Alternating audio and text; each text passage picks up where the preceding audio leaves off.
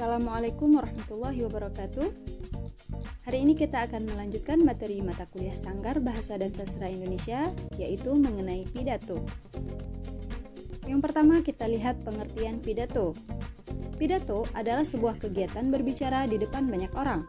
Pidato dilakukan dengan menggunakan bahasa yang baik dan dapat diterima oleh pendengar. Menurut KBBI, pidato adalah sebuah pengungkapan pikiran ke dalam bentuk kata-kata. Pidato ditujukan kepada orang banyak. Selain itu, pidato adalah wacana yang disiapkan untuk diucapkan di depan halayak. Pidato merupakan sebuah penyampaian pesan dari seorang pembicara kepada para pendengar.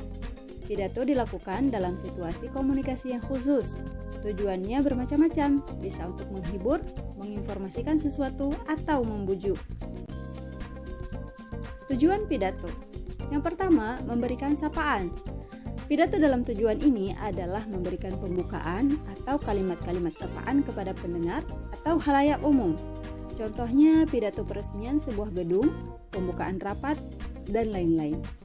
Yang kedua, memberikan informasi. Dalam tujuan ini, informasi yang diberikan umumnya bersifat penting dan perlu segera diinformasikan kepada khalayak umum. Contohnya pidato konferensi pers, pidato mengenai keputusan bulan Ramadan, atau sebagainya. Yang ketiga, mempengaruhi pendengar. Pidato jenis ini umumnya berupa sebuah ajakan, bersifat persuasif. Contohnya, pidato mengenai vaksin yang saat ini sedang digalakkan oleh pemerintah. Tujuan dari pidato tersebut adalah untuk mengajak masyarakat ikut serta dalam kegiatan vaksin.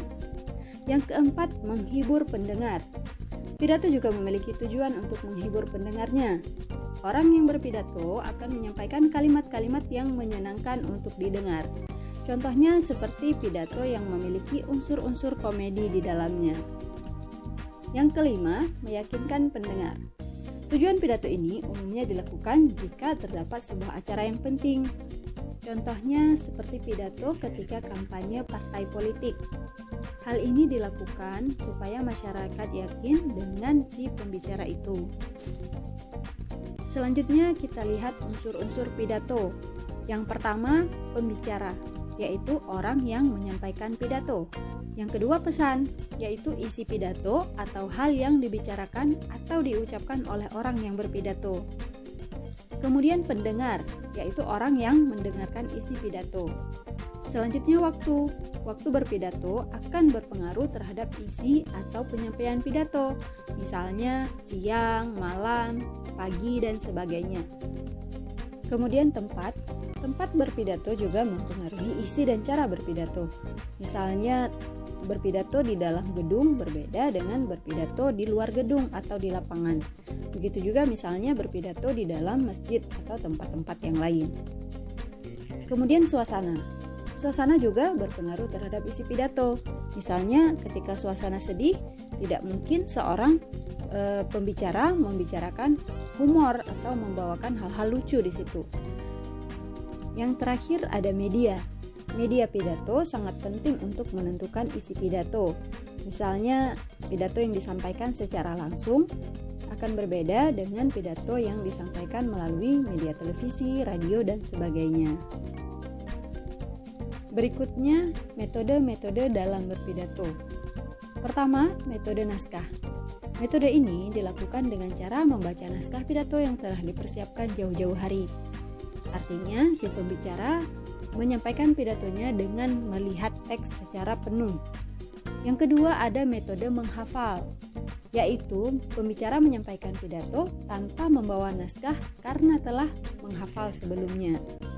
Yang ketiga, ekstemporan, yaitu dilakukan dengan menyiapkan poin-poin penting mengenai tema yang hendak disampaikan, tidak membuat teks pidato secara utuh. Dan yang keempat, ada metode impromptu, yaitu metode pidato yang dilakukan secara spontan atau tanpa persiapan terlebih dahulu. Kita lihat ketentuan pidato. Hal penting yang harus diperhatikan dalam pidato, yang pertama, seorang pembicara harus menguasai materi. Kemudian yang kedua, menyesuaikan penampilan. Yang ketiga, menggunakan intonasi dan mimik wajah yang tepat. Kemudian yang keempat, menggunakan gerak tubuh. Yang kelima, menggunakan bahasa yang baik. Dan yang keenam, tidak terpaku dengan teks. Jadi, walaupun menggunakan metode naskah, tetapi seorang pembicara dituntut untuk menguasai naskah yang telah dibuat itu. Jadi, tidak monoton ketika menyampaikan pidatonya. Berikutnya, persiapan pidato. Hal-hal yang harus dipersiapkan oleh seorang pembicara ketika akan berpidato, yaitu yang pertama, menentukan tujuan pidato. Tujuan pidato sudah dibahas tadi di awal, ada beberapa macam. Yang kedua, mempelajari pendengar dan situasi. Jadi, penting untuk mengetahui pendengar dan juga situasi ketika akan berpidato, karena berbeda pendengar dan situasi akan berbeda materi yang akan disampaikan. Selanjutnya, memilih topik pidato. Nah, topik ini juga berkaitan dengan pendengar dan juga situasi.